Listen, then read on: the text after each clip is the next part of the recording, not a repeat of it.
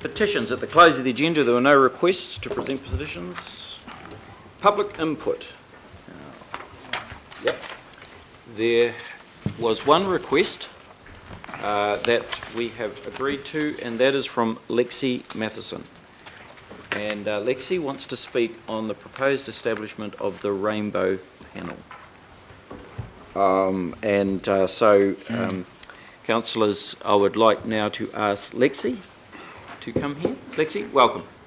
Thank you, Mr. Mayor.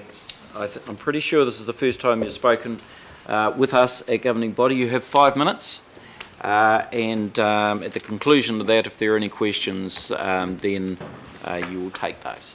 Kia ora. Lexi, welcome. Kia. Tēnā tātou katoa. Ko Lexi Matheson aho. Ko whakawahine. My name is Lexi Matheson, and I identify as whakawahine, which translates to transgender, and I'm here as Mayor Brown said, to support the establishment of a rainbow panel. As I said, I identify as, I'm also here as the new Auckland representative on a national body called Agenda New Zealand, and I'm now on their national executive. It's a very small organisation, a national organisation that provides support and advocacy for transgender people.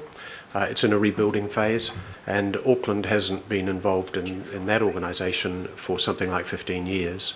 So it's a big step to have our major city represented on that organisation, and it's very timely that Council is looking at the establishment of a rainbow panel at this time. Now, I'm part of the LGBTIQ community, which is a community of interest. It's not a community of similarity. Often we have similar interests, and they're usually to do with equality and equity. And transgender people are people who identify differently to what their birth gender is. It's different from sexual orientation, which is to do with who you're sexually attracted to. So it's not gay, although it can be. When I discovered who I was in 1998 and came out as transgender, I also had to admit that I was attracted to women. So not only was I transgendered, I was lesbian as well. So I fitted into those two pockets. But transgendered people have supported equity and equality in the fights at Stonewall, at Compton's Cafe, through the homosexual law reform, civil unions and marriage equality fights, and we're very, very proud to have been part of that. But at the present moment, we have our own fight. One of the things that I've seen on Facebook pages recently that really has disturbed me quite a lot when this rainbow panel establishment has been discussed is the use of the words, these people. Who do these people think they are? Why are these people wanting to be treated as special people? Well, we don't want special treatment. We want the same treatment as everyone else. And transgender people are in quite a unique situation in New Zealand. We are the only group not represented and not protected by the Human Rights Act of 1991. We're the only group. We're not covered by sexual orientation, we're not covered by sex. Gender identity in the Act, which is what we're aiming for eventually, is really important. So you can think about for a moment just what it's like not to have that protection under the Human Rights Act of our own country. The Prime Minister is very aware of this shortcoming, and his response to it was, it's not a priority. Well, I'm sorry, human rights are a priority, and I think you're acknowledging that simply by addressing the possibility of a rainbow panel. There's no equality really for trans people at the moment. We don't have a voice. I'm not Bruce Jenner, and I don't have multi-million-dollar opportunities as part of the Kardashian clan to follow my transgender journey. I'm thrilled for him as a person, I'm excited for him, but his isn't our model. The struggles that we have that really relate to what you do in this wonderful room, in this extraordinary organisation called Auckland Council, we have issues with housing. Transgender people going to get flats or get a rental house often are simply dismissed because they look different, and they are different. Employment is a major issue for us. I'm privileged, I have a job. I'm an academic at AUT. I have a job. I'm privileged also in that I've got a wonderful spouse who's here to support me today and a lovely son. But that isn't the case for many transgender people. We struggle in the areas of education. There's violence towards our community, and I've experienced this myself. I've been beaten up simply because I'm transgendered, and that violence is not just personal, it's institutional as well.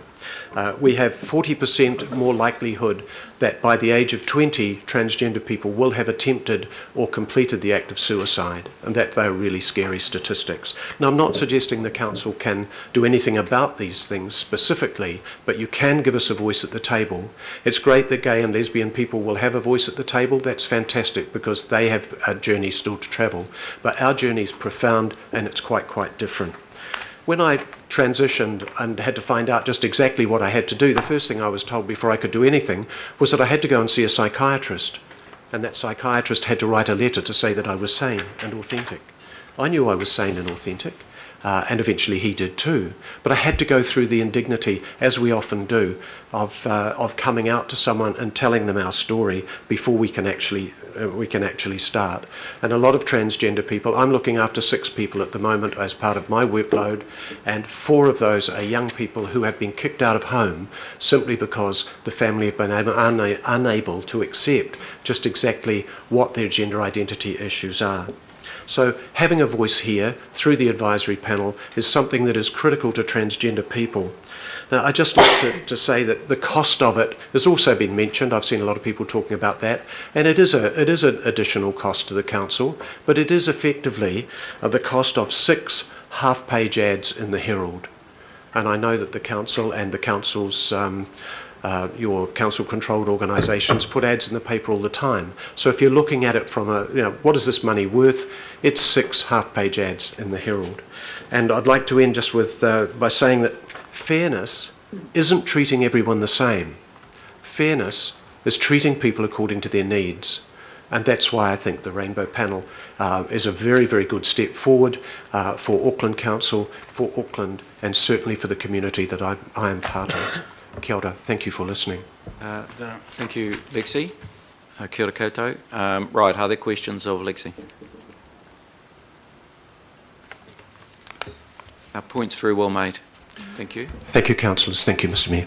Ka kite. Right, I'll move that we thank Lexi for her presentation. I'll move. Seconder is Councillor Linda. All those in favour say aye. Aye. Aye. Against passed. Thank you, councillors. Right, local board input. Mike, I see you there. I presume that you are here for the extraordinary item? Yes, I am. What I'd like to do then, in terms of my chair's discretion, is actually deal with your input at that time, on the basis that we get there. That makes much more sense. Sometime over the next 3 days.